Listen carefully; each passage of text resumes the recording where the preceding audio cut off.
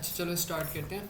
अच्छा अब ये वाले जो हमारे पास कोड्स थे ना, ये बिगिनर लेवल वाले, ये तो बहुत आसान थे आई थिंक, और इसमें मुझे नहीं लगता कोई इतना इशू आया भी होगा।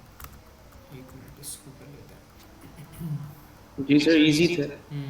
इसमें ये था कि पहला वाला जो मेरे ख्याल में क्वेश्चन था उसमें छोटी सी मिस्टेक की थी, लेकिन वो भी छोटी सी थी बिल्कुल मिस्टेक। जी जी सर। सर।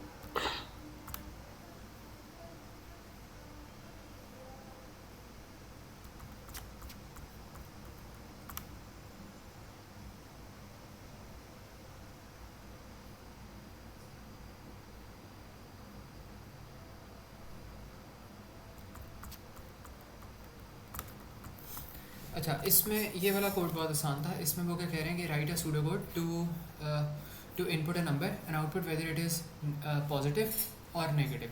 और हमने आउटपुट करना है कि क्या वो नंबर हमारे पास पॉजिटिव है या नेगेटिव है। तो इसमें हमने क्या करना था, हमने सबसे पहले हम डिक्लेरेशंस कर सकते थे।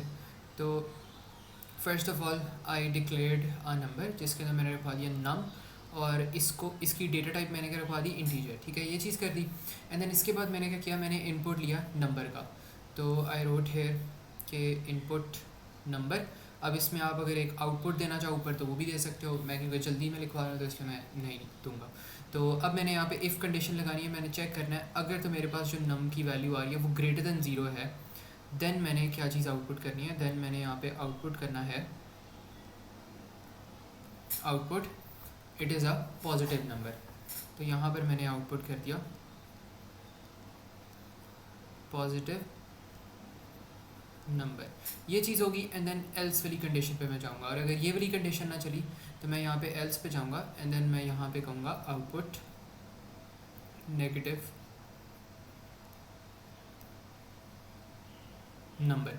अब अगर आउटपुट को आप बेहतर बनाना चाहते हो, आप साथ में कहना भी चाहते हो कौन सा नंबर नेगेटिव है, तो आप साथ क्या कर सकते हो, आप साथ यहाँ पे ये भी लिख सकते हो, नम वाला वेरिएबल भी लिख दो एंड देन आप ये कर दो, आप कह दो इज़, आप लिख दो नम इज़ नेगेटिव। इस तरह करके आप इसको थोड़ा सा लिख सकते हो, तो ये बेहतर आपके पास आउटपुट हो जाएगा। जौन सा नंबर नेगेटिव है वो शो भी कर रहा है कि कौन सा नंबर नेगेटिव है। ठीक है, तो इस तरह करके आप कर सकते हो। यहीं पर ही आपने ऐसे भी करना है, तो यहाँ पर भी आप सेम चीज़ कह सकते हो।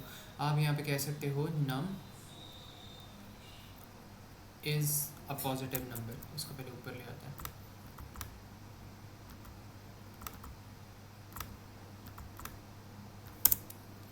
नम इज़ अ पॉजिटिव नंबर। ठीक है, तो इस तरह करके आप इसको लिख सकते हो। बाकी इसके बाद आपके पास कौन से यहाँ पे कोड्स आ रहे थे, एक आपके पास आ रहा था ऑड और इवन का आ रहा था। अच्छा ऑड और इवन में ना मैं एक सिंपल सी चीज़ यहाँ पे बताता हूँ कि अगर ऑड और इवन का आपने चेक रखना हो तो आप कैसे रख सकते हो। एक मिनट, इसमें हम बेसिकली सिंपली हम ये कर सकते हैं कि लेट्स सपोज ऊपर लेकर आओ,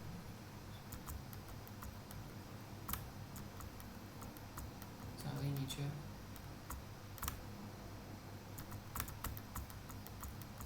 ठीक है, अच्छा अगर आपने इवन और ऑड का बताना है ना, तो इसमें एक आपके पास ना बिल्ट इन फंक्शन आता है। बिल्ट इन फंक्शन करता क्या है कि एक आपके पास ना चीज़ होती है मॉड और डिव के नाम से। ठीक है, अब आपने मॉड लेना है तो क्या मतलब होता है, रिमाइंडर, और एक कमांड होती है आपकी सी एस के अंदर डिव की। ठीक है, अब अगर आपने किसी नंबर का लेट्स सपोज आपने लेना है डिवीजन करनी है, आपने 50 को डिवाइड करना है लेट्स सपोज 5 से, तो आप इस तरह क्या करते हो, मैथमेटिकली लॉन्ग डिवीजन करते हो। तो आप किस तरह करते हो, यहाँ पे आपके पास 50 आ जाएगा एंड देन रिमाइंडर 0 आ जाता है, ऊपर आ जाएगा 10 आ जाएगा, ऊपर 10 आ जाएगा। ठीक है, तो ये चीज़ हो जाएगी। अब इसमें क्या होता है सी एस में कि इसी तरह अगर लॉन्ग डिवीजन आपने करनी हो ना, लेकिन इस लॉन्ग डिवीजन में जो ऊपर वाली यहाँ पे आंसर आता है ना, वो आपका आंसर किससे अचीव होता है, वो अचीव होता है डिव से, और ये जो रिमाइंडर आ रहा होता है वो आपका किससे अचीव होता है, मॉड से अचीव होता है। ठीक है, तो ये चीज़ आपके पास हो रही थी सी एस के अंदर। अब यहाँ पे आपके पास हम क्या करते हैं, अब अगर आप नोटिस करो ना, तो आपके पास आपने यहाँ पे इवन नंबर्स, आपके पास वैसे नंबर्स होते हैं जो कि अपने आप से जो कि अपने आप से वो जब डिवाइड हो तो उनका जो रिमाइंडर आ रहा है वो ज़ीरो है, और उनका मेजर चेक ये होता है कि अगर वो 2 से जब वो डिवाइड हो रहे हो ना, तब उनका जो रिमाइंडर होता है वो ज़ीरो आ जाता है। अभी मैं चीज़ प्रूफ करके दिखाता हूँ। लेट्स सपोज ये 50 था, 50 was an even number right. अब मैं लेता हूँ यहाँ पे आपके पास आता है 2 आता है, 2 is an even number right. 2 को 2 से मैं डिवाइड करता हूँ तो यहाँ पे 2 आ जाएगा, रिमाइंडर क्या आ जाएगा 0, एंड देन डिव का आंसर 1 आ जाएगा। एंड देन फिर मैं लेता हूँ 4 को मैं डिवाइड करता हूँ 2 से, तो यहाँ पे 2 है एंड देन यहाँ पे 4 है, 0 रिमाइंडर एंड देन ऊपर 2 चला गया, तो रिमाइंडर बार बार मेरे पास ना 0 आ रहा है जो इवन नंबर्स हैं उनके, ठीक है। तो ये चीज़ मेरे पास हो रही है। मैं लेट्स सपोज 3 लेकर आता हूँ, 3 को मैं 2 से डिवाइड करता हूँ, मेरे पास 2 आता है एंड देन नीचे मेरे पास क्या आ जाएगा, रिमाइंडर 1 और ऊपर मेरे पास आ जाएगा 1, तो ये मेरे पास ऑड हो गया। 3 मेरे पास क्या कौन सा नंबर है, ऑड नंबर है। तो एक यहाँ पे ना रूल ये होता है कि अगर एनी नंबर x को अगर आप 2 से मॉड लो तो उसका आंसर आपके पास क्या आता है, उसका आंसर अगर 0 आए ना तो हमेशा वो क्या होता है, हमेशा वो आपके पास मॉड, बल्कि इसको वो चीज़ अभी हम इग्नोर करते हैं, अभी हम बेसिक इसकी फंक्शनैलिटी देख लेते हैं। लेट्स सपोज आपके पास यहाँ पे आ रहा है 10, अगर आप 10 का मॉड लेते हो 2 के साथ तो आपके पास भला क्या होता है, यहाँ पे आपके पास यहाँ पे 10 अंदर आ जाता है एंड देन 2 यहाँ पे आता है और 10 यहाँ पर फिर आ जाता है, बिकॉज 2 के टेबल के अंदर 10 कहाँ पे होता है, 5000 पे, एंड देन रिमाइंडर 0 आ जाता है। तो 10 मॉड 2 लेते हो तो आपके पास आंसर 0 आता है, एंड देन अगर आप 10 डिव 2 करते हो तो आपके पास आंसर क्या आता है, ऊपर वाली चीज़ जो कि आपके पास 5 आती है। तो this is basically how it's working. और आपका CS ये कहती है कि अगर आपके पास किसी भी नंबर को आप 2 से डिवाइड करो और रिमाइंडर 0 आ जाए तो इसका मतलब वो इवन नंबर है, अगर रिमाइंडर 0 ना आए तो वो ऑड नंबर है। ये एक बेसिक लॉजिक होती है, ठीक है। तो इसमें हम क्या कर सकते हैं, हम ऊपर वाला जो कोड है ना, हमने वही वाला कोड यहाँ पे कॉपी करना है, डिक्लेरेशन वगैरह जो आ रही है वो एटलीस्ट हमने ऐसी की ऐसी ही ना कॉपी करना है। ये क्यों नहीं हो रहा, एक मिनट, थोड़ा सा इशू कर रहा है। अच्छा, अभी ये जो सारा हमारे पास कोड आ रहा है ना, इसको भी हमने फंक्शंस में भी अभी कन्वर्ट करके देखना है कि अगर हम इन्हें फंक्शन में कन्वर्ट करें तो ये सब कैसे कन्वर्ट होंगे, ठीक है। तो सबसे पहले आपने क्या कर लिया, आपने इस तरह इसको डिक्लेयर कर लिया यहाँ पे, एंड देन अब आपने क्या करना है, अब आपने चेक करना है नंबर आपके पास क्या है, आपके पास इवन है या ऑड है। तो आप यहाँ पे चेक करो, इफ़ नंबर का मॉड ले लो, मॉड 2 के साथ अगर इसका जो रिज़ल्ट है वो 0 आता है, देन आपने यहाँ पे क्या करना है, देन आपने यहाँ पे आउटपुट कर देना है, आउटपुट आप कह दो कि लेट्स सपोज आप कह दो आउटपुट नम, एंड देन आप यहाँ पे लिख दो नम इज़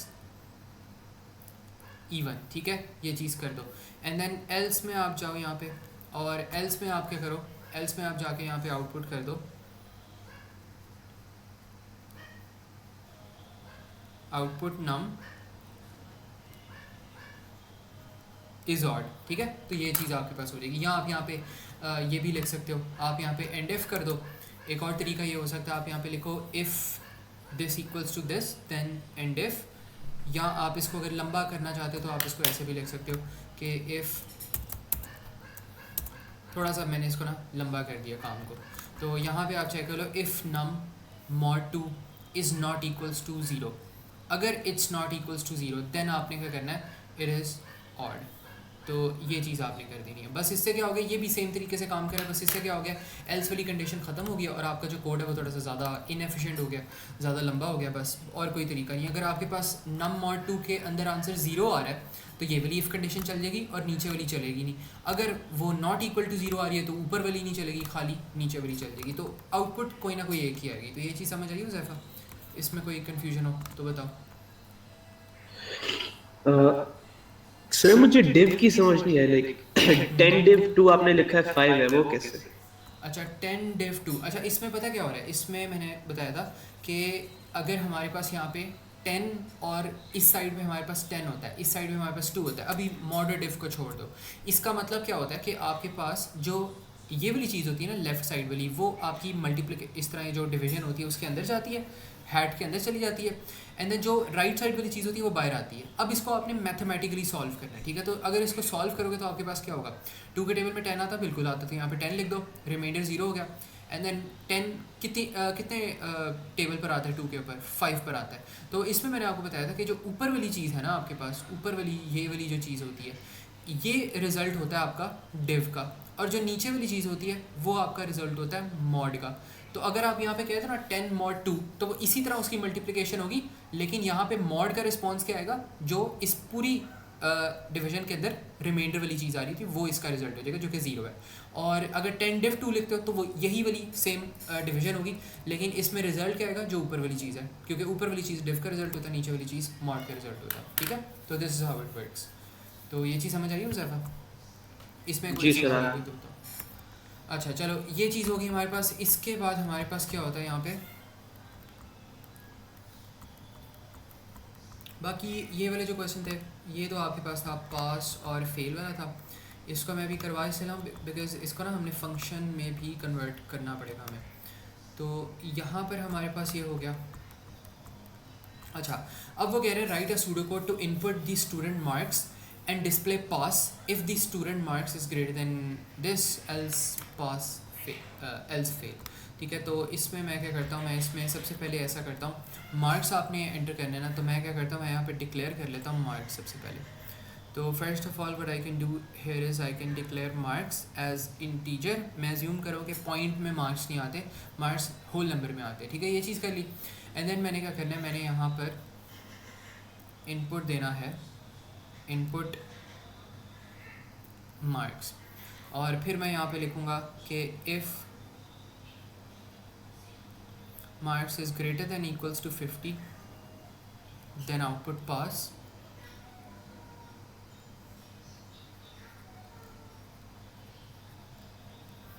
एल्स आपने क्या करना है,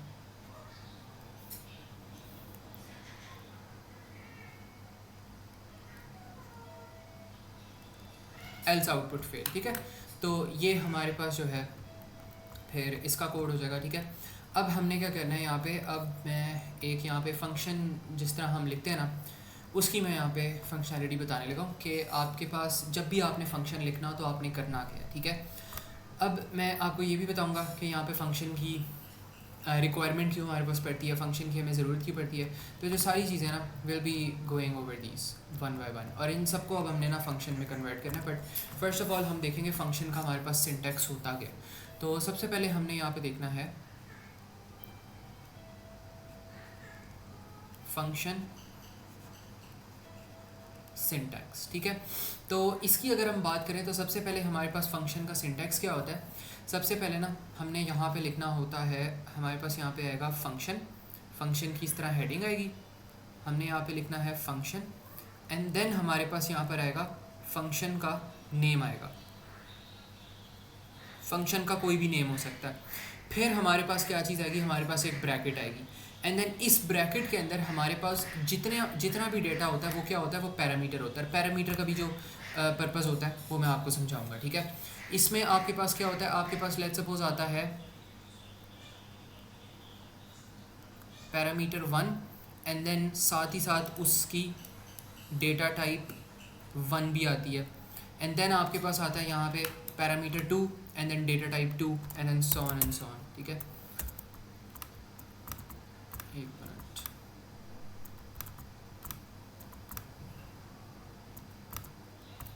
फिर आपके पास यहाँ पर आ जाएगा पैरामीटर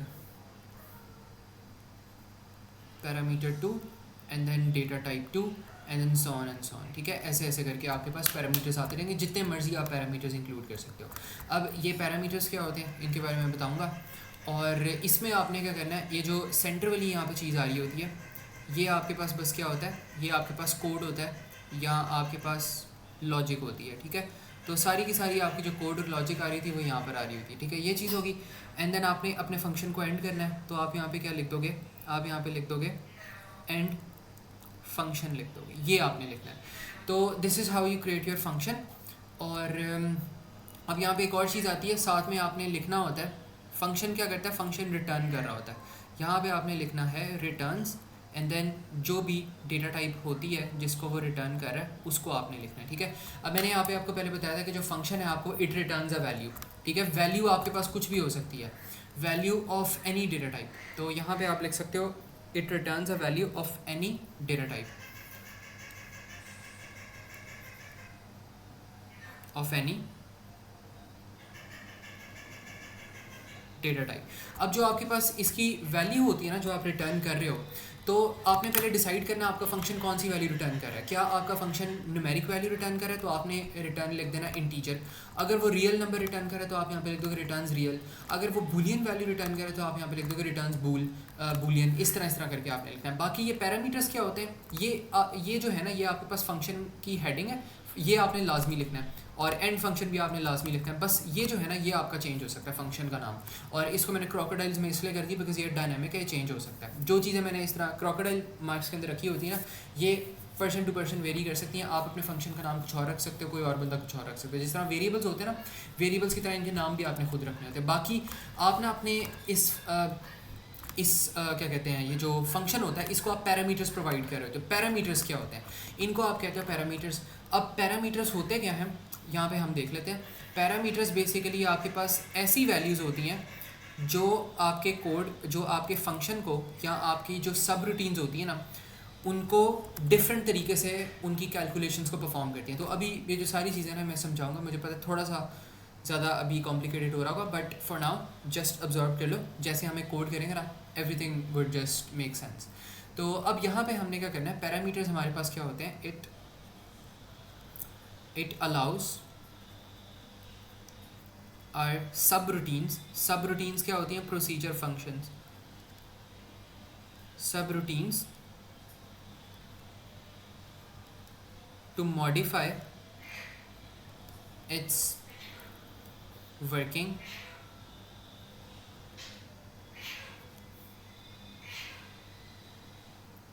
under different values कह लो या इनपुट कह लो। आप यहाँ पे क्या करते हो, आप इनपुट या डिफरेंट वैल्यूज़ प्रोवाइड करते हो और आपका जो कोड है वो डिफरेंट वैल्यूज़ और इनपुट में डिफरेंट तरीके से ना काम कर रहा होता है। तो अब इसमें हम यहाँ पे देखते हैं। अब ये जो पहले वाले कोड की हमारे पास एग्जांपल थी ना, ये वाला जो कोड था हमारे पास, इसी को हम इम्प्लीमेंट करके देखते हैं। सबसे पहले हमने इसको इम्प्लीमेंट किया था नॉर्मली, हमने एक नंबर का यहाँ पे स्क्वायर रूट फाइंड आउट किया था, ठीक है। अब हमने इसी एग्जैक्ट कोड को हमने क्या करना है, हमने इसको इम्प्लीमेंट करना है एज अ फंक्शन। तो अब मैं बताता हूँ एज अ फंक्शन ज़रूरत क्या पड़ेगी। अब इसमें पता क्या हो सकता है, ये वाला जो कोड था, एक दफ़ा अगर मैं इस कोड को रन करूँगा ना, तो it would only allow me to find the square root of one number. जिस भी स्क्वायर रूट को मैं यहाँ पे इनपुट कर रहा हूँ ना, उसका वो मुझे स्क्वायर रूट कैलकुलेट करके दे देगा सिर्फ एक दफ़ा। और अगर मैं चाहता हूँ कि मैंने किसी और नंबर का स्क्वायर रूट फाइंड आउट करना है, तो मुझे क्या करना पड़ेगा, मुझे यही वाला कोड मुझे दोबारा से लिखना पड़ेगा। पहले नंबर का मैंने फाइंड आउट कर दिया, फिर मुझे ये वाला कोड दोबारा लिखना पड़ेगा। मैं दोबारा से जो अपना नंबर है वो इनपुट करूँगा, फिर दोबारा से मेरा जो रिजल्ट है स्क्वायर रूट कैलकुलेट होगा एंड देन आउटपुट आएगा। फिर मैं जो अगर तीसरा नंबर का स्क्वायर रूट कैलकुलेट करना है, दोबारा से मैं थर्ड नंबर इनपुट करूँगा and then so on and so on. ये प्रोसेस लंबा चौड़ा हो जाएगा। आपका जो एक ही तरह का कोड है वो बार बार क्या होता जाएगा, रिपीट होता रहेगा। अगर आपने 2 का स्क्वायर रूट फाइंड आउट करना है, ये वाली लाइन्स आपको रिपीट करनी पड़ेंगी। अगर आपको दोबारा से 4 का स्क्वायर रूट फाइंड आउट करना है, दोबारा से ये वाली पोर्शन रिपीट होगा। अगर आपने 5 का स्क्वायर रूट फाइंड आउट करना है, दोबारा से ये वाली लाइन्स आपको लिखनी पड़ेगी। तो ये इनएफिशिएंट चीज़ है। तो आप यहाँ पे क्या करते हो, आप यहाँ पे एक सिर्फ और सिर्फ इसके लिए क्या बना लेते हो, आप एक फ़ंक्शन बना लेते हो, ठीक है। तो अब हम देखते हैं इसी कोड को कि हम इस कोड को एक फ़ंक्शन के अंदर किस तरह बना सकते हैं। तो लेट्स सपोज मेरे पास ये एक यहाँ पे एक फ़ंक्शन आ रहा है। अब मैंने क्या करना है, मैंने इसको अपनी इस सिंटेक्स के मुताबिक लिखना है, ठीक है। तो सबसे पहले मैं यहाँ पे क्या करूँगा, मैं यहाँ पे लिखूँगा फंक्शन, इसका हेडर आएगा मेरे पास। इसको वैसे आप कहते हो हेडर कहते हो, फंक्शन के हेडर होते हैं, फुटर होते हैं। फुटर आपका एंड फंक्शन हो जाएगा और जो फंक्शन और फंक्शन का जो नाम आता है वो आपका काइंड ऑफ हो जाता है, फंक्शन का हेडर हो जाता है, ठीक है। तो यहाँ पर फिर हमारे पास आएगा फंक्शन एंड देन इसके बाद हमारे पास यहाँ पे आ जाएगा फंक्शन का नाम। आप यहाँ पे कह लो स्क्वायर रूट, मैंने इसका नाम रख दिया SQ रूट, ठीक है। ये चीज़ नाम रखती मैंने इसकी।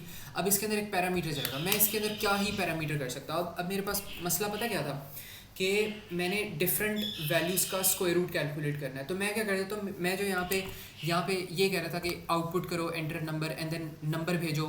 उसके हिसाब से मैं क्या करता हूँ, ये जो मेरे पास n वाली वैल्यू थी ना, n वाली वैल्यू को मैं एज अ पैरामीटर भेज देता हूँ यहाँ पे। मतलब मैं डिफरेंट यहाँ पे इसको डेटा भेजूँ और वो उस डेटा के हिसाब से मुझे स्क्वायर रूट कैलकुलेट करके दे दे। तो मैं यहाँ पे क्या करता हूँ, मैं यहाँ पर ना एक पैरामीटर रखता हूँ जिसका नाम है n। तो इसका नाम है n और इसकी डेटा टाइप क्या होगी, इंटीजर होगी। तो ये मैंने पैरामीटर रख दिया।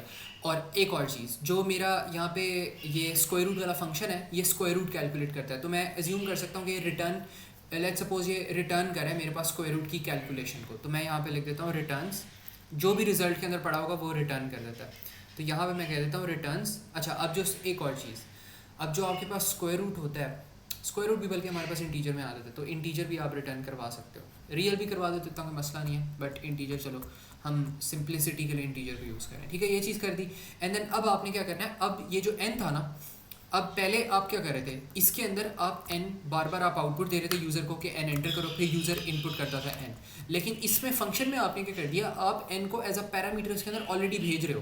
तो अब आपने फंक्शन के अंदर क्या करना है, आपने फंक्शन के अंदर बस जो रिजल्ट है वो आपने कैलकुलेट करना है, कैसे, n इंटू एन करके, एंड देन आपने क्या करना है, आपने इसको रिटर्न करवा देना है। तो यहाँ पर आप कह दोगे रिटर्न रिजल्ट, तो रिजल्ट के अंदर जो भी वैल्यू पड़ी होगी स्क्वायर रूट की वो आपने क्या कर दिया, आपने रिटर्न करवा दी। और यहाँ पर आपके पास क्या हो जाएगा, आपके पास एंड फंक्शन हो जाएगा।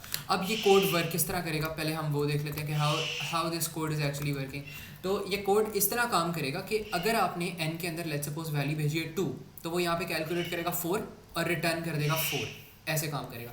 अब अगर आपने पैरामीटर भेजा है इसके अंदर 5, तो वो यहाँ पे क्या करेगा, वो 5 इंटू 5 कैलकुलेट करेगा, 25 आंसर आएगा, और वो इसको क्या करेगा, 25 को यहाँ पर वापस भेज देगा। तो this is how it's working. आप क्या कर रहे हो, आप अपने पैरामीटर को चेंज कर रहे हो, और पैरामीटर को जैसे जैसे चेंज कर रहे हो आपका जो कोड है वो अलग तरीके से बिहेव करता है। मतलब यही हमने यहाँ पे रीजनिंग भी पढ़ी थी कि पैरामीटर्स करते हैं, it allows our subroutines to modify its working under different values inputs. तो यहाँ पे हम इनपुट भेज रहे हैं और वैल्यूज़ भेज रहे हैं, और उसके अकॉर्डिंगली ये क्या कर रहा है, डिफरेंट हमें यहाँ पे आउटपुट दे रहा है। अच्छा, अब यहाँ पे सवाल ये बनता है कि हमने कोड तो लिख लिया, लेकिन कोड तो हमारे पास काइंड ऑफ सेम ही है। इसके अंदर भी हम ये कर रहे थे कि हम इनपुट दे रहे थे, फिर हमारे पास रिजल्ट आ रहा था। इसके अंदर भी हम ये करें, हम पैरामीटर भेज रहे हैं, फिर हमारे पास रिजल्ट आ रहा है। तो हमारे पास जो कोड की रेपिटेशन की मैंने बात की थी, उसका फ़ायदा आपके पास कहाँ पर आ रहा है, तो वो आपका आता है एक फंक्शन के थ्रू, जिसको आप कहते हो कॉलिंग प्रोसीजर। आप क्या करते हो, आप अपने जितने भी आपके पास यहाँ पे फंक्शंस होते हैं ना, फंक्शंस को आप क्या कर रहे होते हो, आप सेपरेटली अपने फंक्शंस को कॉल भी कर रहे होते हो। अब कॉलिंग क्या चीज़ होती है उसके बारे में भी ना हम देखते हैं कि व्हाट्स कॉलिंग। कॉलिंग ये होता है, आपने ना एक दफ़ा अपना फंक्शन लिख दिया, उसके बाद आपने क्या करना है, आपने फंक्शन के साथ कोई और चीज़ नहीं करनी। आपका फंक्शन लिखा रहेगा, आपने बस उसको यूज़ करने के लिए क्या करना है, उसको कॉल कर देना है, और कॉल सिर्फ एक लाइन में हो जाती है। तो यहाँ पे मैं पता क्या करता हूँ, कॉल का मैं बताता हूँ कि यहाँ पे क्या होता है, हाउ टू यूज़। यहाँ पे हम लिखते हैं how to use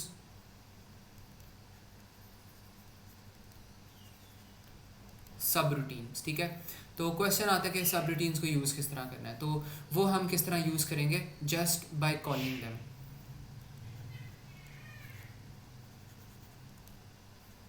by calling them, ठीक है, कॉलिंग देम। और इसका सिंटेक्स क्या होता है हमारे पास, सिंटेक्स की अगर हम बात करें तो ये हमारे पास होता है कॉल, एंड देन हमारे पास यहाँ पर आ जाएगा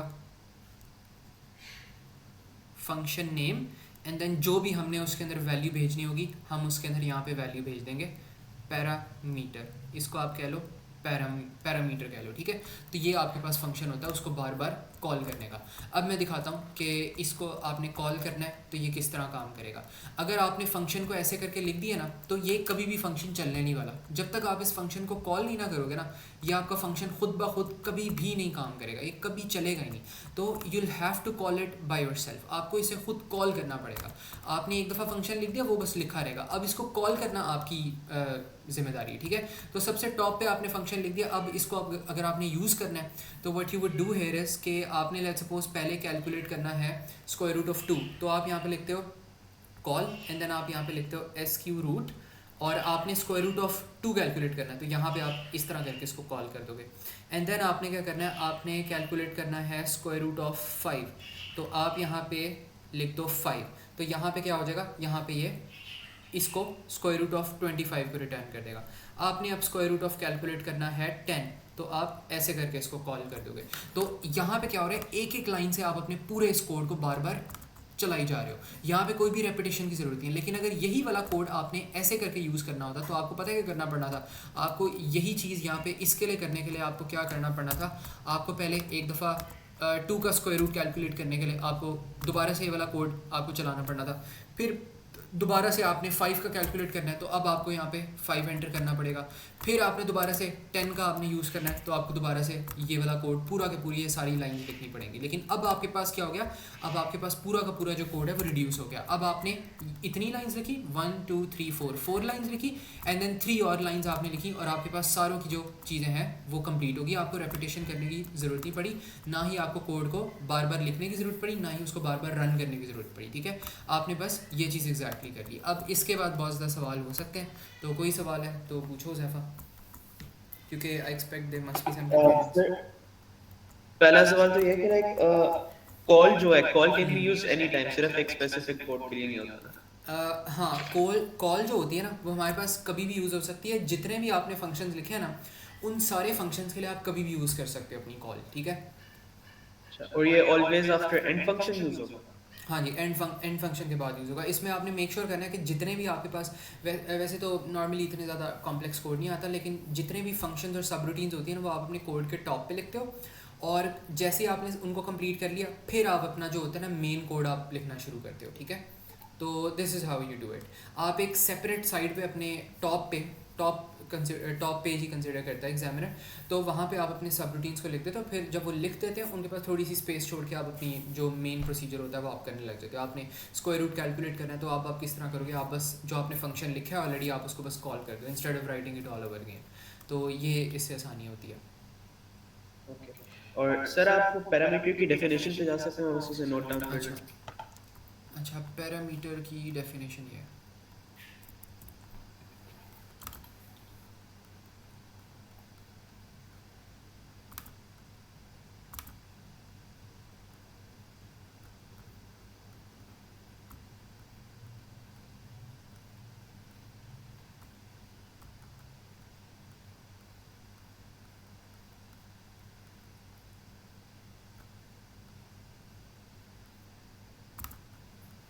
ठीक है, ओके।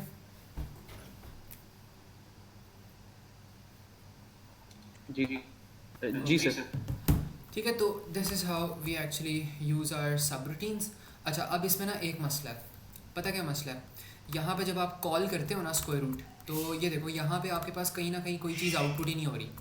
तो पता क्या है, आपका रिज़ल्ट जो है वो रिटर्न हो रहा है, लेकिन आपने तो सिर्फ कॉल किए, आपने कॉल कर दिया उसको और जैसे ही आप कॉल करोगे आपका आंसर रिटर्न हो जाएगा, लेकिन आप उसको कहीं कैच ही नहीं कर रहे या आप कहीं उसको स्टोर ही नहीं कर रहे, तो वो लॉस्ट हो जाएगा और आपको कभी भी स्क्रीन के ऊपर पता नहीं चलेगा कि आपकी वैल्यू क्या है।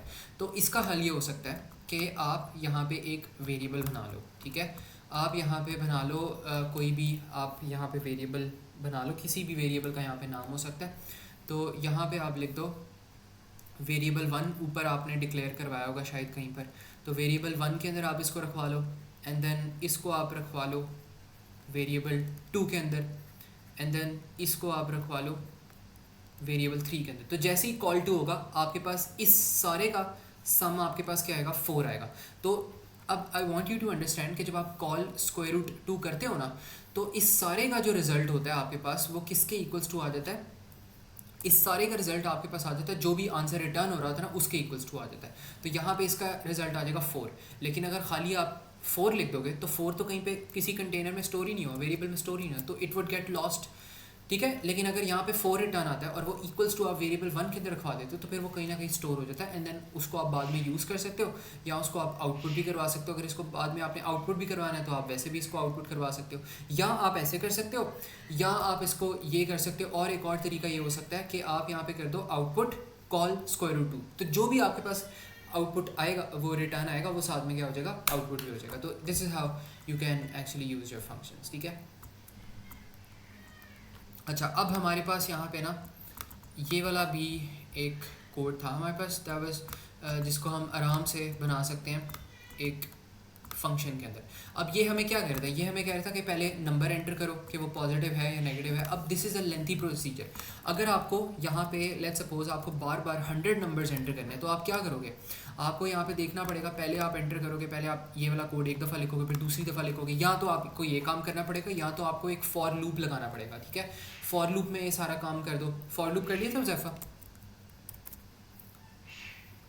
जी सर। ठीक है, तो यहाँ एक और चीज़ ज़ैफ़ा ये हो सकती है कि यहाँ पे आप कर लो फॉर एक्स इक्वल्स टू 1 2 5 लगा दो, वो बार बार आपसे इनपुट लेगा और बार बार आपसे चीज़ होगी, ऐसा भी हो सकता है, ठीक है। तो you can even right it like that, but इसको आप यही वाला काम आप फंक्शन के थ्रू भी कर सकते हैं। फंक्शन में ये होता है बस आपका जो कोड होता है ना वो थोड़ा सा क्लीन हो जाता है, इसमें इतनी ज़्यादा उसमें ना इतनी ज़्यादा वो नहीं हो रही होती, क्या कहते हैं, परेशानी नहीं हो रही होती, या उसके अंदर इतना कोई काम ख़राब नहीं हो रहा। तो आपने बस ये कोड साइड पे करके लिख दिया एंड देन आपने क्या कर दिया, आपने बस इनको एक कॉल कर दिया, अंदर आपको पता चल रहा है क्या हो रहा है, तो कोड आपका थोड़ा सा क्लीन हो जाता है। तो इसको अगर मैं फंक्शन में करूँ तो ये तो आपके पास था नॉर्मल कोड था,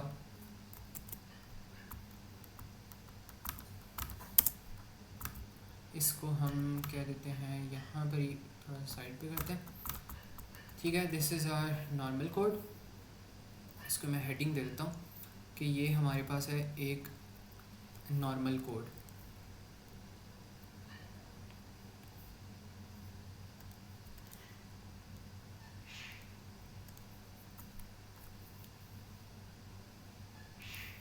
और इसके बाद हमारे पास यहाँ पर आ जाएगा एक, आप कह लो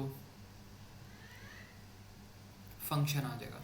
अब अगर फंक्शन को यहाँ पे लिखना है तो आई थिंक हुज़ैफ़ा अब आपने थोड़ा सा मुझे बताना है कि अब फंक्शन में मैं क्या पैरामीटर भेज सकता हूँ, लाइक क्या ज़रूरत हो सकती है, किस पैरामीटर की मुझे ज़रूरत हो सकती है भेजने की।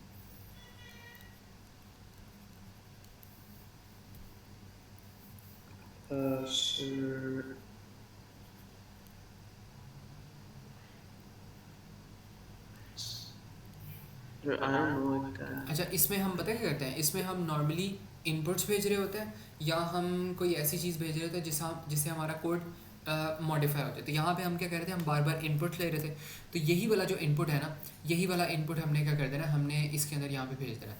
तो what we can do here is कि we can send this number को हम यहाँ पे भेज देते हैं और यहाँ पे हम कहते हैं एज इंटीजर, ठीक है। तो एज इंटीजर करके हमने इसको क्या कर दिया, हमने इसको यहाँ पे भेज दिया और ये रिटर्न क्या कर रहा है, ये वैसे कुछ ख़ास वैसे रिटर्न कर नहीं रहा। या इसको हम पता है क्या कहते हैं, इसको हम ये कहते हैं कि अगर तो हमारे पास जो नंबर आ रहा है वो, मैं ये डिसाइड करता हूँ कि अगर तो आपके पास पॉजिटिव नंबर आ रहा है ना तो ये क्या करेगा, ये ज़ीरो रिटर्न करेगा। अगर नेगेटिव नंबर आ रहा है तो ये -1 रिटर्न करेगा, ठीक है। तो यहाँ पे आप इसको रिटर्न इंटीजर करके चला सकते हो।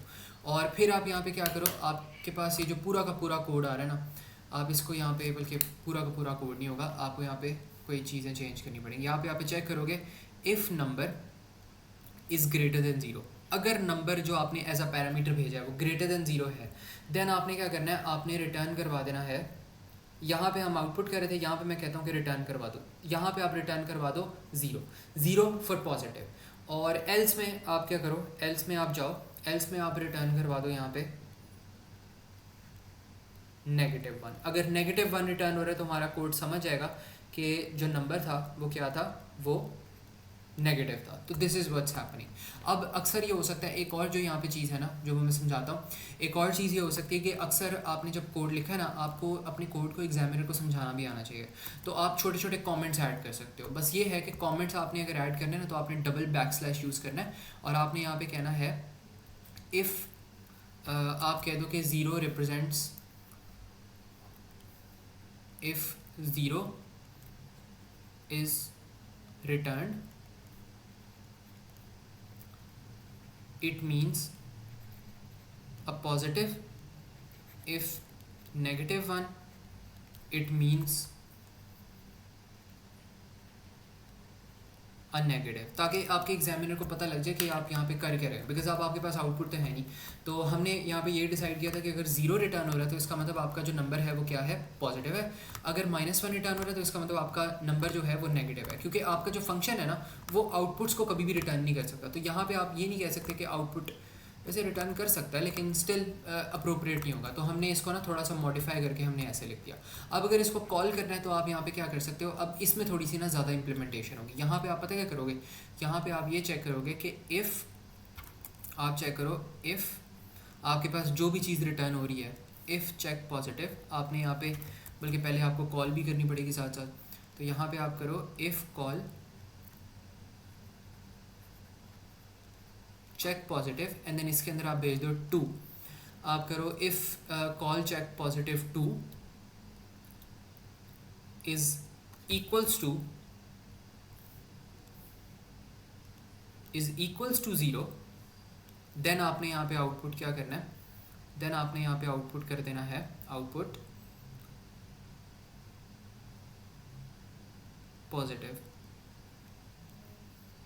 एल्स आपने क्या चीज़ आउटपुट करनी है, एल्स आपने यहाँ पे आउटपुट करनी है नेगेटिव। ठीक है, तो this is how you can call your function. आपने एक दफ़ा कोड लिख दिया एंड देन आपने कॉल करना है फंक्शन। अब ये काम किस तरह कर रहा है, ठीक है। सबसे पहले आपने क्या किया, आपने यहाँ पे कॉल कर दिया फंक्शन को। जैसे ही आपने कॉल कर दिया ना फंक्शन को, ये जैसे ही कॉल की कमांड यहाँ पर ये रन करेगा, ये कहाँ पे दौड़ के चला जाएगा, ये इस फंक्शन के ऊपर चला जाएगा और यहाँ पे आपके पास क्या आ जाएगा, 2 आ जाएगा। अब वो चेक करेगा इफ़ नंबर के अंदर क्या था 2, तो यहाँ पे जो भी पैरामीटर था वो इसके अंदर स्टोर हो जाएगा। तो वो कहेगा if 2 is greater then 0 yes, तो वो कर देगा रिटर्न 0। और एक और चीज़, जैसे ही आपके पास रिटर्न वाली स्टेटमेंट रन होगी ना, आपका कोड ऑटोमेटिकली टर्मिनेट कर देगा। तो जैसे ही रिटर्न 0 होगा, आपके पास यहाँ से रिटर्न 0 आएगा और ये वापस कहाँ पर आ जाएगा, यहाँ पर आ जाएगा, तो 0 रिटर्न हो गया। अब वो चेक करेगा if 0 equals to 0 yes, then output क्या आ गया, पॉजिटिव आ गया। इसी तरह आपने कोई और भी चीज़ कॉल करनी है तो आप इस तरह कॉल कर सकते हो। ठीक है, तो this is how you implement your function. इसमें कोई सवाल हो या कोई कन्फ्यूजन हो ज़ैफ़ा तो बताओ। No sir. ठीक है, समझ आ गई, चलो ठीक है। अच्छा, इसके बाद ना हम ऐसा करते हैं कि ये वाला जो हमारे पास कोड था ना, इसको भी हम इम्प्लीमेंट करते हैं। अब इसमें ज़ैफ़ा आपने मुझे बताना है कि इसको हम कैसे इम्प्लीमेंट कर सकते हैं। आई थिंक इसको एज अ फंक्शन अगर हम इम्प्लीमेंट करें ना, तो it would kind of like this, like ऐसे करके ना इसकी थोड़ी बहुत इम्प्लीमेंटेशन होने वाली है। तो इसको यहाँ पर आप देखना। अच्छा, अब इसको अगर हमने फंक्शन की तरह यहाँ पे इम्प्लीमेंट करना है तो what I can say here is, पहले मैं हेडिंग देता हूँ फंक्शन की। अच्छा, अब हुज़ैफ़ा ऐसा करो कि सबसे पहले यहाँ पे क्या चीज़ आएगी, हेडर होता है मेरे पास फंक्शन का। क्या होता है फंक्शन का हेडर, क्या लिखना है मैंने यहाँ पे सर? फंक्शन पहले लिखता है। तो सबसे पहले मैंने क्या कर दिया, मैंने यहाँ पे फंक्शन लिख दिया। अब मैंने नाम लिखना है। अब यहाँ पे आप कह लो कि नाम क्या ही रख सकते हैं वैसे इसका, सर इवन और ऑड का ई और डी। यहाँ पे आप रख दो ई और ओ ऐसे करके नाम रख दो। अब इसके अंदर पैरामीटर क्या जाएगा, आपने किस चीज़ के हिसाब से अपने, किस चीज़ की बेसिस पे आपने अपने कोड को चेक करना है, चेक किस चीज़ को करना है, what should be the parameter, what do you think. Sir integer check करना है, सो हाँ, इंटीजर चेक करना है, लेकिन हमारे पास वेरिएबल क्या होगा यहाँ पे, वेरिएबल का नाम, वेरिएबल की टाइप, यहाँ से देख लो कि यहाँ पे हम क्या कर रहे हैं, बार बार किस चीज़ को हम चेक कर रहे हैं। सर इनपुट को। इनपुट को चेक कर रहे हैं। तो यहाँ पे मैं कह सकता हूँ कि मेरे पास जो इनपुट है वो क्या है, नम है।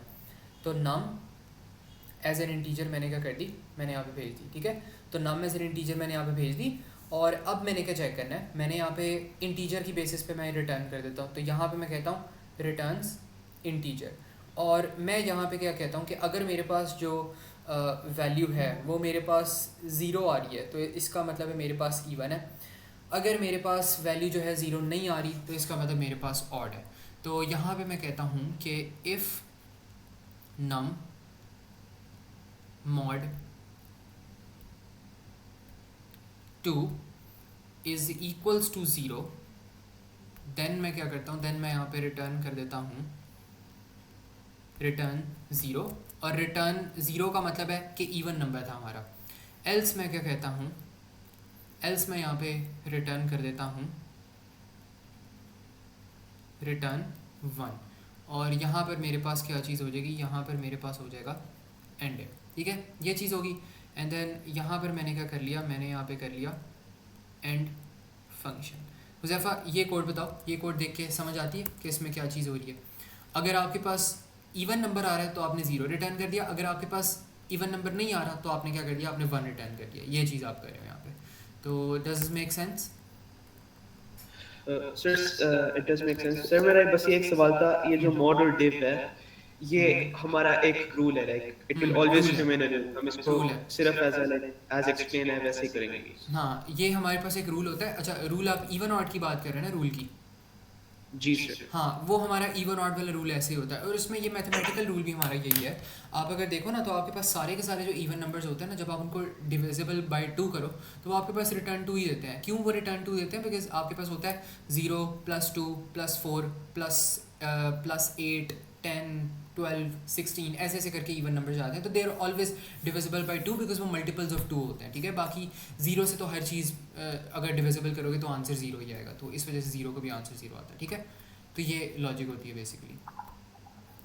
और ओके सर। जब आप ऑड नंबर्स को डिविजिबल करते हो बाय 2 से, आपके पास हमेशा आंसर रिमाइंडर 1 आता है। नॉर्मली आप इसको कहते हो नॉट इक्वल्स टू 0, लेकिन हमेशा 1 के इक्वल्स टू आ रहा था। ठीक है, सही है ये चीज़। जी सर। अच्छा, इसी वन तरह सेकेंड। ठीक है। अच्छा, इसी तरह अगर आपने यहाँ पे लिखना हो ना, तो आप यहाँ पे ये कह सकते हो नीचे, इफ़ आपको कॉल, एंड देन आप यहाँ पे कॉल करो इफ़ कॉल ई और ओ, आपने पहले चेक करना है 2 के साथ। इफ़ इसका रिटर्न आपके पास आ रहा है इक्वल्स टू 0, देन आपने क्या करना है, देन आपने आउटपुट कर देना है यहाँ पे आउटपुट इवन, एल्स आपने क्या कर देना है, एल्स आपने यहाँ पे आउटपुट कर देना है ऑड। ठीक है, तो this is how your function is working. यहाँ पे आपने इसको कॉल भी कर लिया ऐसे। ठीक है, तो ये चीज़ समझ आ गई है? इसमें कोई कन्फ्यूजन हो तो बताओ। No sir. ठीक है, ये चीज़ होगी हमारे पास। इसके बाद अब वो क्या कह रहे हैं हमें कि पास और फेल का कह रहे हैं। अब इसमें क्या करना है कि हमने दोबारा से इसका एक दफ़ा फंक्शन लिखना है, और हमने बताना है कि हमारे पास क्या वो जो बंदा है वो फेल हो रहा है या पास हो रहा है वो बंदा। ठीक है, तो for this what we can do here is कि हम ऐसा करते हैं, यहाँ पे फंक्शन लिखते हैं। अब इसमें आपने मुझे बताना है कि इसमें हम किस तरह लिखेंगे। मुझे लिखवा दो कोड के किस तरह करना है। सबसे पहले हमारे पास क्या चीज़ मैं लिखूँगा? सबसे पहले सर फंक्शन लिखेंगे, ठीक है, तो एंड देन एक मिनट बस। ठीक है, सबसे पहले हमारे पास यहाँ पर आ गया फंक्शन, फिर हमारे पास फंक्शन का नाम आना है। आपने यहाँ पे ये देखना है, फंक्शन का नाम रख दो पास। ठीक है, पास नाम रख दो फंक्शन का। ठीक है, ये चीज़ कर दी, एंड देन इसके पैरामीटर्स आएंगे। पैरामीटर्स में क्या आएगा? सर पैरामीटर्स में मार्क्स इंटीजर।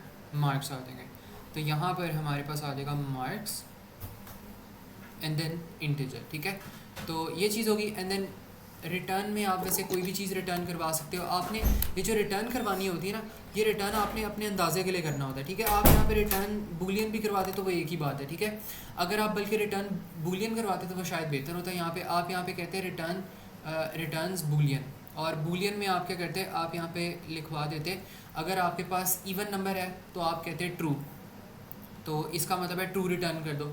अगर आपके पास इवन नंबर नहीं है तो यहाँ पे आप रिटर्न कर दो ऑड। और बस आपने करना क्या है, आपने ये वाली जो कंडीशन है ना, आपने ये वाली कंडीशन थोड़ी सी चेक वो करनी है, और यहाँ पे आप 0 की जगह क्या लिख दोगे, आप 0 की जगह यहाँ पे लिख दोगे ट्रू। तो इस तरह करके कर सकते हो। तो इसी तरह आपने पास का आपने देखना है, आपने ट्रू और फॉल्स देखना है कि पास वो ट्रू है कि नहीं है। तो यहाँ पे आप रिटर्न करवा दो बूलियन, वैसे तो इंटीजर भी करवा सकते हो। तो ये जो रिटर्न होती है ना, रिटर्न बेसिकली आपको बताती है कि आपने क्या करना है। आप यहाँ पे पता है क्या कर सकते हो, आप यहाँ पे रिटर्न इंटीजर, आप यहाँ पे रिटर्न स्ट्रिंग करवा दो, और आपको कि अगर इसका जो मॉड इसका ये इवन है, अगर ये वाली इफ़ कंडीशन चल गई तो आप रिटर्न करवा दो मेरा नाम रिटर्न करवा दो। ठीक है, और फिर आप एल्स में रिटर्न करवा दो हुज़ैफ़ा का नाम, और आप यहाँ पे बस लिख दो इफ़ कॉल इक्वल्स टू ज़ुबैर देन इवन एल्स ऑड। तो ये भी आपका कोड चल जाएगा। ठीक है, तो ये जो आपका रिटर्न वाली चीज़ है ना, ये बस आपको इंडिकेट कर रही है कि आपके पास कौन सी स्पेसिफिक चीज़ चली है।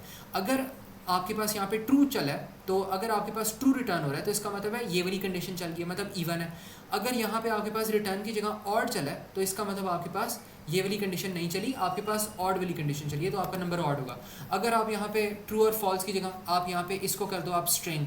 ठीक है, यहाँ पे आप इसको लिख दो स्ट्रिंग, और या अगर इवन नंबर आ रहा है तो आप रिटर्न करवा दो ज़ुबैर, अगर ऑड नंबर आ रहा है तो आप रिटर्न करवा दो हुज़ैफ़ा। ये भी चल जाएगा। बस आपने करना क्या है, आपने ना नीचे इसको थोड़ा सा मेंट कर लेना। आपने कह रहा है कि जब आपने कॉल किया आपने अपने फंक्शन को, और आपके पास जो चीज़ रिटर्न हो रही है वो आपके पास लेट्स सपोज ज़ुबैर है, तो इसका मतलब है अगर ज़ुबैर रिटर्न हुआ है तो ये वाली कंडीशन चली होगी, फिर ही ज़ुबैर रिटर्न होगा ना। तो अगर ये वाली कंडीशन चली है इसका मतलब है ये क्या हो जाएगा, इवन हो जाएगा, एल्स ऑड हो जाएगा। तो you can even run it like this. तो ये जो रिटर्न वाली चीज़ होती है ये सिर्फ आपकी अंडरस्टैंडिंग के लिए होती है कि क्या चीज़ रिटर्न होगी तो आपको क्या इंडिकेशन होगी कि इस रिटर्न का क्या मतलब है, ठीक है। तो ये चीज़ यहाँ पे होती है। लेकिन हम क्योंकि ज़ाहिर सी बात है थोड़ा सा लॉजिकली लेकर चलते हैं, तो हम ऐसा करते हैं कि अगर आपने फंक्शन बनाया है इवन के नाम से तो आप ट्रू रिटर्न, ट्रू पे आप बताओ उसको कि फंक्शन इवन है, फॉल्स पे आप बताओ कि नहीं है, ताकि थोड़ा सा लॉजिकली भी काम हो जाए। लेकिन ये बताने का एक मकसद था कि ये जो रिटर्न चीज़ें होती हैं ये आपके अंदाजे के लिए होती है कि अगर ये रिटर्न होगा तो क्या चीज़ हुई होगी, अगर वो रिटर्न हुआ होगा तो क्या चीज़ हुई होगी, ठीक है। तो ये चीज़ समझ आई हुज़ैफ़ा?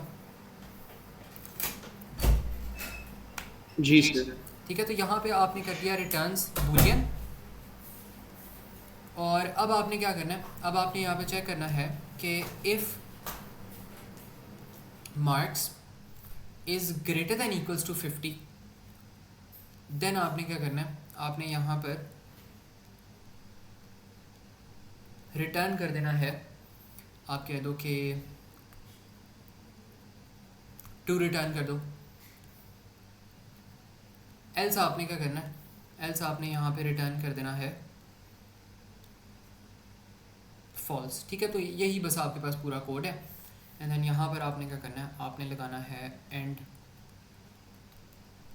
फंक्शन, और यहाँ पर आपके पास आ जाएगा एंड ऑफ, ठीक है। तो this is how you right your function. तो ये चीज़ क्लियर होगी हुज़ैफ़ा? इसमें कोई प्रॉब्लम हो तो बताओ। जी सर। ठीक है। अच्छा, इसके बाद ना आपके पास यहाँ पे मैं करवाना चाहता हूँ ये वाला जो है ना, ये वाला कोड मैं चाहता हूँ ये आपने एज अ होमवर्क अटैम्प्ट करना है इन दोनों को, और इनको फंक्शन में बनाना है। बाकी ये जो ये है ये वाला मैक्सिमम होती है 2 नंबर्स। अच्छा, इसमें मुझे वैसे एक जनरल आइडिया दो, आपने 2 नंबर्स को यहाँ पे चेक करना है यहाँ पे, तो इसमें कितने पैरामीटर्स होंगे भला? पहले तो आप 1 नंबर्स को चेक कर रहे थे ना, तो व्हाट डू यू थिंक इसमें कितने पैरामीटर्स हो सकते हैं? Sir I think 2। 2 होंगे। एक आप नंबर 1 यहाँ पे पैरामीटर दोगे, एक आप नंबर 2 पैरामीटर इंसर्ट करोगे। इसी तरह सिंपल इंटरेस्ट है, सिंपल इंटरेस्ट में आपको P इनपुट करना था, R इनपुट करना था, T। अब इनपुट करने की जगह ये 3 पैरामीटर्स आप बस फंक्शन की तरह भेज देना और उनको कैलकुलेट करके उनकी वैल्यू रिटर्न करवा देना। तो आपको फंक्शन लिखना भी पड़ेगा और साथ साथ आपको फंक्शन को कॉल करके पूरी प्रोसीजर जो होगा ना वो भी आपको यहाँ पे दिखाना पड़ेगा, ठीक है। तो ये सारा जो काम है वो करना है। बाकी ये वाली चीज़ आई थिंक आपने नहीं की होगी अभी तक, हुज़ैफ़ा, राइट? नो सर, ठीक है, सिर्फ सेक्शन ए तक है मेरा। ठीक है। चलो ये वाले जो है ना, ये वाले मैं बता देता हूँ कि इसको हमने कैसे करना है। इसमें से कुछ क्वेश्चंस मैं डेफिनेटली छोड़ दूंगा। अच्छा, इसमें वो क्या कह रहे हैं कि लार्जेस्ट ऑफ दी 3 नंबर्स। अब ये जो है थोड़ा सा कोड मुश्किल है। अच्छा, अब इसमें हमने सबसे पहले क्या करना है कि हम पहले डिक्लेयर करवा लेते हैं। सबसे पहले मैं क्या कहता हूँ, मैं यहाँ पे करवाता हूँ डिक्लेयर, एंड देन मेरे पास 3 नंबर्स इनपुट करने हैं, उनमें से लार्जेस्ट फाइंड आउट करना है। तो पहले मेरे पास num1 आ जाएगा, देन मेरे पास num2 आएगा, एंड देन मेरे पास num3 आएगा एज एन इंटीजर, ठीक है। अब मैंने चेक करना है कि इनमें से सबसे ग्रेटेस्ट कौन है। तो सबसे पहले मुझे यहाँ पे इनको वो देनी पड़ेगी, इनपुट देनी पड़ेगी। तो यहाँ पे मैं कहता हूँ आउटपुट में enter the num1 num2 and then num3 एक साथ, और एक साथ ही मैं इनका जो इनपुट है वो भी ले लेता हूँ। यहाँ पर आ जाएगा num1 num2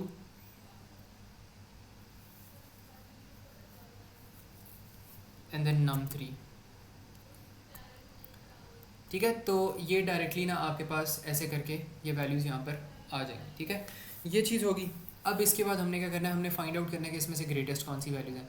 तो हम क्या कर सकते हैं, हम पहले चेक करेंगे कि if num1 is greater then num2, num2 से भी बड़ा है, एंड हमने फिर यहाँ पे चेक करना है and num1 is greater then num3। तो क्या मैं यहाँ पे हुज़ैफ़ा कह सकता हूँ कि मेरे पास num1 सबसे ज़्यादा ग्रेटेस्ट होगा अगर ये वाली कंडीशन चल जाती है? Is it possible?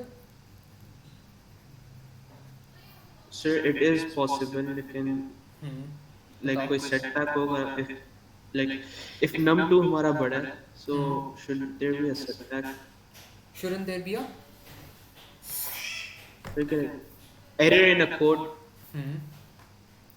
हाँ होगा होगा डेफिनेटली होगा, लेकिन अभी ना अभी उस तक हम यहाँ पे गए नहीं है। खाली अभी नम वन के पर्सपेक्टिव के लिए मैंने किया, ठीक है। तो खाली नम वन में क्या होगा, हम यहाँ पे आउटपुट करेंगे नम वन इज़ लार्जेस्ट। अभी खाली ना हमने नम वन के लिए किया।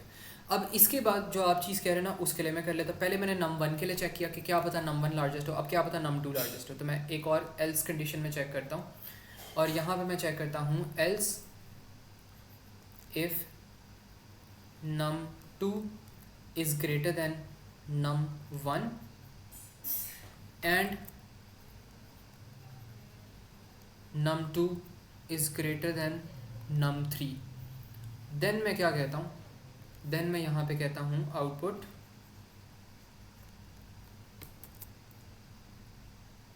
num2 is the लार्जेस्ट, ठीक है। ये चीज़ होगी। एंड देन अगर ये वाली चीज़ भी ना चली तो हुज़ैफ़ा मेरे पास कौन सी चीज़ फिर सबसे ज़्यादा होगी? नम 3। यस, तो मेरे पास हो जाएगी नम 3 इज़ द लार्जेस्ट, ठीक है। तो that's how my code will run. अब देखो आपके पास यहाँ पे दो इफ्स थी, तो जितने इफ्स आपके पास आते हैं ना उतनी ही आपने एंड इफ्स भी लगानी होती है। तो इस तरह करके आपने एंड इफ लगा दी, ठीक है। तो ये आपके पास पूरा कोड हो गया। ये चीज़ समझ आ गई? इसमें कोई प्रॉब्लम हो तो बताओ। Sir no problem. ठीक है, चलो ठीक है, ये चीज़ होगी हमारे पास। बाकी अब ये वाला जो कोड है ना, ये आई थिंक थोड़े से ना इनके कंपैरेटिवली इनके जैसे ही हैं, तो आई वुड रेकमेंड कि ये वाला आप खुद करो। उन्होंने क्या कि अगर आपके पास जो नंबर्स हैं वो इसके दरमियान है तो ए ग्रेड आएगा, वरना इसके दरमियान है तो ये आएगा। तो यहाँ पे आपको रेंजेस लगानी पड़ेंगी। रेंज आप किस तरह लगाओगे? वाला रेंज आप यहाँ पे लगाओगे इफ़ आप कह लो कि जो भी आपके पास मार्क्स आ रहे हैं, if marks are greater than equals to 80 and आप कह लो marks are less than equals to 100, तो आपने ये चीज़ करना है। बस ये चीज़ नहीं आपने गलती करनी कि इसमें आप ऐसे ना लिखना कि आप यहाँ पे करो if marks are greater than equals to 80 and less than equals to 100, तो ये गलत चीज़ हो जाएगी। ये सिंटैटिकली ना गलत होता है।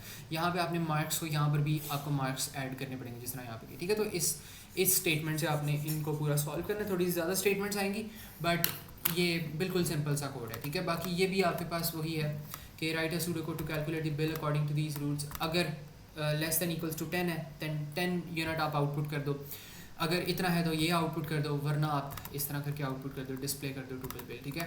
बाकी वो कह रहा है discount on purchase if the purchase amount is greater than 1000 give 10% discount, otherwise no discount, display the final amount as well, ठीक है। तो आपको सबसे पहले यहाँ पे क्या करना पड़ेगा, सबसे पहले आप यहाँ पे फाइनल अमाउंट जो भी आ रही है वो आप यहाँ पे इनपुट करोगे एंड देन आप देखोगे क्या वो अमाउंट आपके पास ग्रेटर दैन 1000 है। अगर वो ग्रेटर दैन 1000 है तो 10% आप यहाँ पे डिस्काउंट दे दो, अदरवाइज नो डिस्काउंट।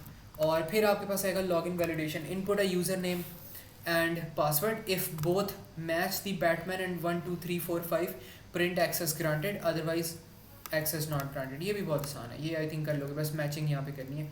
बाकी जो ये वाली चीज़ें हैं आपके पास, ये इनको स्किप करवा दो, ये मैं करवा दूँगा। वैसे ये भी हो जाएगा आराम से। Eligibility for voting and input temperature in celsius and display freezing if below, हाँ आई थिंक ये भी हो जाएगा आराम से। Isosceles input 3 sides all sides are equal, बहुत आसान है, ये भी हो जाएगा आराम से। I think you can easily do these as well, ठीक है। तो इनको भी कोशिश करना, और बस ये है कि कल की क्लास से पहले की जो डेडलाइन होगी वो ये सारे क्वेश्चन होंगे एंड ये वाला जो क्वेश्चन था इसको आपने कन्वर्ट करना होगा इन दोनों को फंक्शंस के अंदर, ठीक है।